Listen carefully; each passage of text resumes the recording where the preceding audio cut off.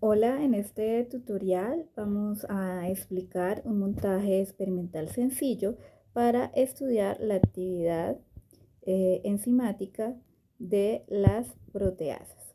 Las proteasas son enzimas que se encargan de catalizar el rompimiento de enlaces peptídicos de las proteínas. Es decir, al romper los enlaces peptídicos o romper enlaces peptídicos, estas proteasas conllevan a la fragmentación de la proteína. Se podría decir que también conlleva a la degradación de las proteínas en los organismos vivos. ¿Listo? Entonces, proteasas con las que nosotros podemos interactuar en nuestra cotidianidad serían algunas de las proteasas que están presentes en especies vegetales, como es el caso de la bromelina y la papaína. La bromelina es una proteasa que se encuentra presente en la piña, ¿cierto? Tanto en los frutos como en el tallo, las hojas de la planta. Y la papaína, que es una enzima que se encuentra presente en la papaya, al igual que la bromelina en la piña. La papaína se encuentra no solamente en el fruto, sino también puede estar presente en las hojas de dicha planta. ¿Listo? Justamente por la presencia de la bromelina y la papaína es que muchas veces estas frutas se emplean en la cocina para ablandar las carnes, ¿sí? La piña y la papaya, debido a la acción que tienen la bromelina o la papaína sobre las proteínas que están presentes en el tejido animal. Entonces, ¿cuál va a ser ese montaje experimental para estudiar la actividad catalítica de las proteasas? Para eso vamos a requerir los siguientes materiales. Entonces, los materiales van a ser tener papaya o piña fresca, cualquiera de las dos, pueden usar papaya, pueden usar piña.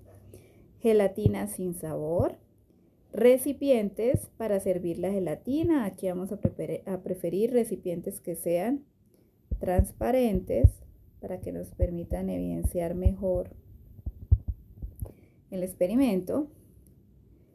Como vamos a preparar gelatina, pues necesitamos agua caliente para disolver la gelatina, implementos que nos permitan hacer procesos de cocción, ¿cierto?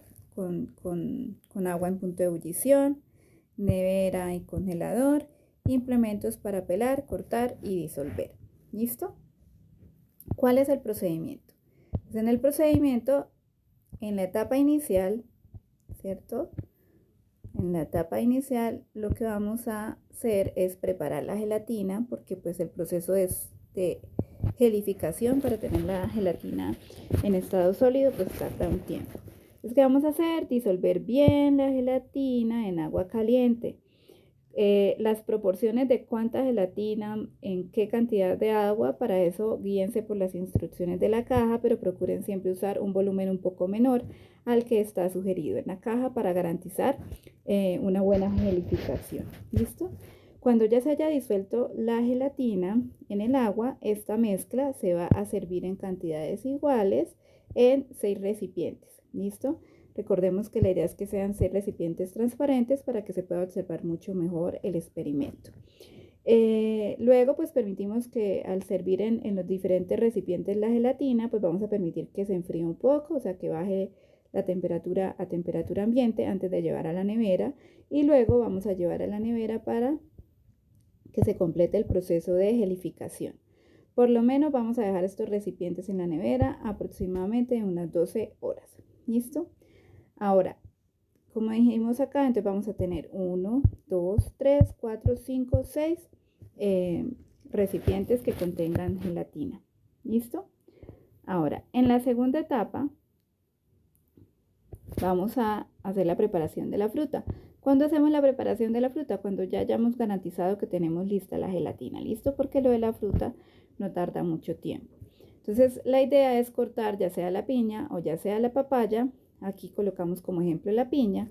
Vamos a cortar en trozos iguales la fruta.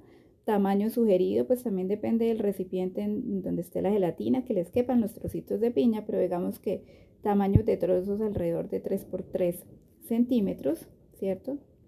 ¿Qué es lo que se va a hacer con estos trozos? ¿listo? Entonces la idea es que vamos a realizar diferentes tratamientos a los trozos de fruta que tenemos. ¿Qué tratamientos se van a hacer? ¿Listo?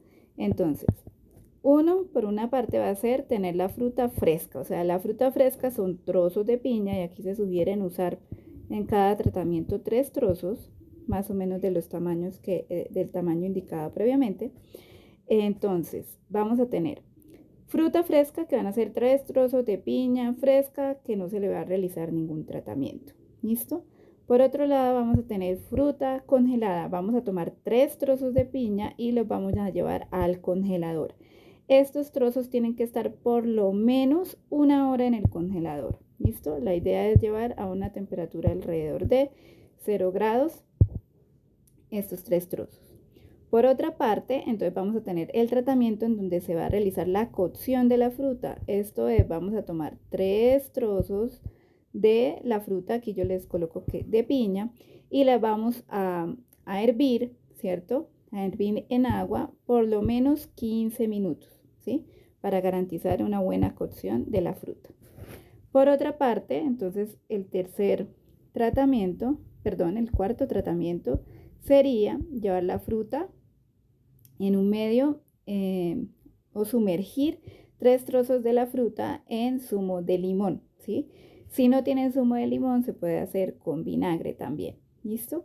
Entonces, estos trozos se van a sumergir en el zumo de limón o en el vinagre por lo menos por 1 hora. Tiene que estar por lo menos 1 hora sumergidos allí. Y el siguiente tratamiento sería la fruta en un medio básico. Entonces, para esto vamos a disponer los 3 trozos de la fruta, ¿cierto?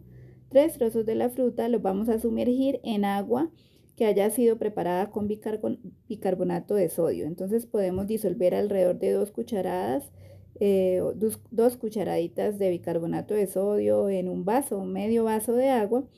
Y allí vamos a sumergir 3 trozos de piña y esto también se tiene que hacer mínimo por 1 hora. Debe estar sumergidos los trozos de piña en esta solución.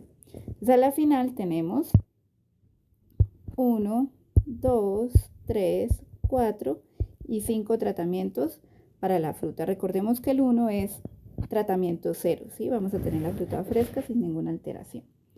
Después que ya tenemos listos los trozos de fruta con los tratamientos establecidos y que ya tenemos gelificada la gelatina, vamos a realizar el siguiente montaje experimental. Entonces vamos a disponer los 6 recipientes que preparamos previamente de gelatina y a cada uno de los recipientes vamos a ir adicionando según corresponda las siguientes muestras. Entonces, por ejemplo, en el vaso 1 vamos a disponer la fruta fresca, ¿sí? Los trozos de fruta que no tuvieron ningún tratamiento.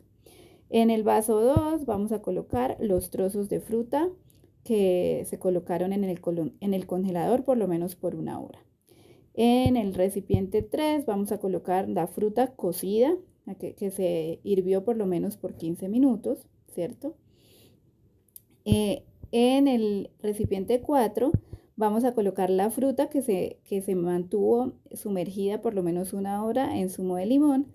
Eso quiere decir que aquí la fruta ya la retiramos del zumo de limón y la colocamos sobre la gelatina. ¿Listo?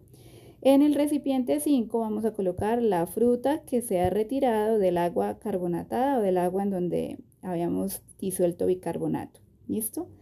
Eso en el recipiente 5 y el recipiente 6 va a ser gelatina solita sin adicionar fruta para que nos sirva como un control de lo que va pasando con la gelificación de dicha gelatina. ¿Listo? Ahora, estos 6 recipientes los vamos a disponer a temperatura ambiente por 3 horas. También se podría colocar en nevera si estamos a una temperatura alta, solo que en nevera pues es probable que tengamos que hacer un registro mayor de tiempo para el experimento. ¿Listo? Lo importante en este caso es que ustedes siempre sean claros en el procedimiento que desarrollaron para los resultados que obtienen. ¿Listo? Entonces, vamos a disponer este montaje a temperatura ambiente por mínimo 3 horas, ¿sí?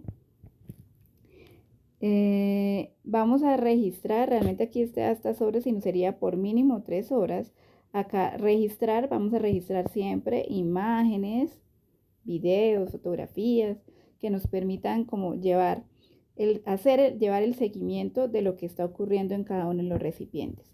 Entonces, durante la primera hora de esas 3 horas, lo que vamos a hacer es realizar observaciones cada 15 minutos, qué está pasando en cada uno de los recipientes.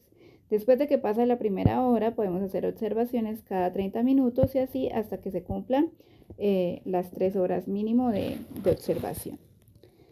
Ahora, ¿qué consideraciones debemos tener en cuenta para discutir los resultados? Entonces, en los resultados es importante, digamos, tener claro o que quede claro qué ocurrió con el estado sólido de la gelatina al ponerlo en contacto con la fruta, ¿sí? Esto por un lado. Luego, si se comparan los 6 recipientes con los diferentes tratamientos, ¿sí? Y el control, ¿cómo están afectando los tratamientos que se realizaron sobre la fruta a la gelificación de la gelatina, ¿sí? Luego, ¿cuál es la razón por la que se están observando esos resultados? ¿Sí?